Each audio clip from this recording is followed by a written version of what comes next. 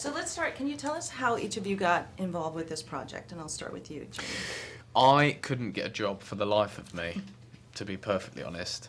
And I remember getting sent an email with the script in, and I looked at it and I went, and I ignored it because I thought there's no point even doing it. They wanted me to self-tape, and I was like, no, no point, not going to get it anyway, being all like bratty and whatever.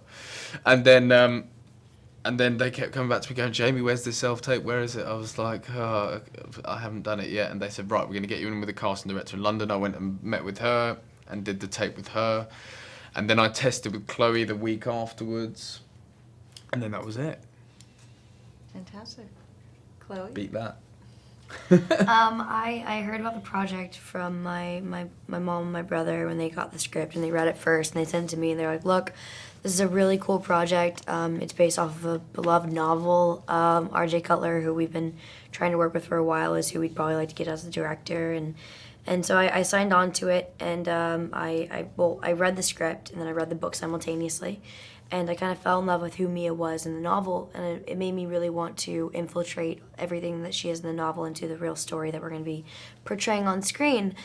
And then when I met with RJ, we kind of fell in love with each other artistically, and we had all the same notes, and we decided that this would be the perfect project for us to do together, and we both simultaneously signed on to the project together, and that was it. And then we went on to cast him, and that worked out really well, and it all just kind of fell into place, you know? Yeah.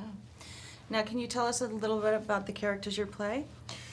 I play Adam, who's in high school, kind of towards the beginning, and I think he leaves high school as a girl. He's a senior, and he's in a band, and as he's walking down the corridor one day, he hears this music coming from the music room, and he goes and checks it out, and he sees Mia playing the cello, and he's kind of mesmerised by it and really interested in her after that. Invites her out on a date.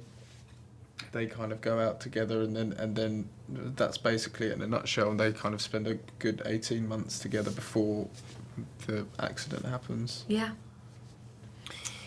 What was Your character? Yeah. Tell us about her. Mia is a girl who lives a pretty charmed life. You know, I think she's about 16 years old when you meet her, or I think she's like 15 years old and she ends around 17 or something like that altogether. And, you know, she lives a pretty charmed life. She's been a cellist since she was about 8 years old. And she kind of keeps herself in this little bubble, you know, this little classical bubble. And she doesn't really want to derail her life with a boyfriend or anything else. And then just by happenstance, you know, Adam kind of pushes his way into her life, and she ends up, you know, kind of giving up what she always was kind of holding back, is that she kind of fell in love with him, and then they spend these 18 months together, and it's beautiful, and then she's faced with this huge tragedy, and, you know, everything that means so much to her, her life, her family, her mom, her dad, her little brother, everything is gone, and she's kind of faced with the question, should she stay or should she go? Now, music obviously plays a big role in this film, too. I think that there was some background in music for you. Mm-hmm. Like, you kind of knew the rock genre. Mm-hmm. Did you bring any of that to your character? Yeah, I mean, I've always been interested in bands. I've always followed bands and various other types of music, and I played the guitar since I was about 12. So, you know, very basically, I just kind of did it by myself when I felt like it, as opposed to having lessons.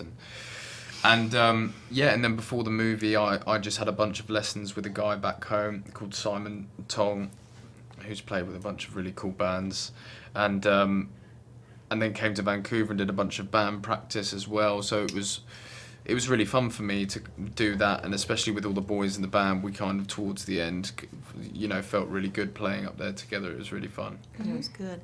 And how about you? Did you have any experience with classical music before? I hadn't had any experience playing it or actually being a part of classical music, but I always had a kind of epiphany for it, and I always kind of fell in love with it from a really young age. I think I was about 10 or 11 years old when I started really listening to classical music, shockingly. And then, you know, kind of trying to learn the cello and kind of, you know, spending 7 months with it prior to filming, I really seemed to get an appreciation even more than I had for classical music and for classical classical artists. You know, it's such an intricate thing to do, and to create all those sounds and these beautiful kind of, I don't know, this symphony, you know what I mean? Which when you watch, it's kind of mesmerizing in general, but when you're a part of it is even more special. So I think, I don't know, the cello gave me a deeper appreciation for classical music than I had. Great. And you spoke about working with RJ. Can you expand a little bit on that? Was it a collaborative set for everyone? It seems like it was a very, very relatable cast, and they all seem to come off very well on screen. And I'm sure that, you know, can you talk also about working with Murray and Joshua? Yeah. Well, for me, I think that RJ was an incredibly collaborative director, you know, and also Gail. I think between Gail and RJ, it was a really collaborative process. I mean, you know, Gail is the author of the novel, and she right from the get-go wanted to kind of mesh my ideas of Mia and her ideas of Mia together to kind of create this script and create the Mia you see on screen. And for me, I fell in love with the Mia in the book, so I really wanted to do that justice and be honest and true to it and not lie, you know what I mean, and not fabricate this cinematic experience that wasn't true. And RJ, you know, comes from a documentarian background, and he really helped us to keep it very grounded. Yeah, absolutely. Yeah, him coming from that background, just kind of, you know, he wanted to make sure that the story was as real and as authentic as possible, and that, you know, as actors, I guess that only helps us out, you know.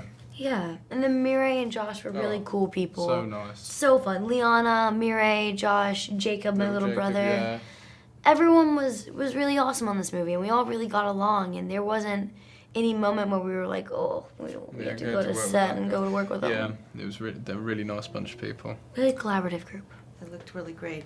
So one last question. This story has a pretty heavy question for people that are young and old. It's a really good question. So what do you hope that people will take away from this, or what do you think the message is from this film or this story? I think there's many messages. I think one of the main messages is the fact that you should never take a day for granted. You know what I mean? You should live every day like, you know, letting everyone know around you that you love them and that you care for them and that they're a huge part of your life, because, you know, it just reminds everyone that you never know it's going to be your last day. You never know when you're going to round a corner and this is waiting for you. Yeah. So. Yeah, and I also think it's a good story about following, you know, your ambition and your dreams, no matter what kind of obstacles get in your way. You know, anything is kind of possible. Great. Well, you guys did a great job.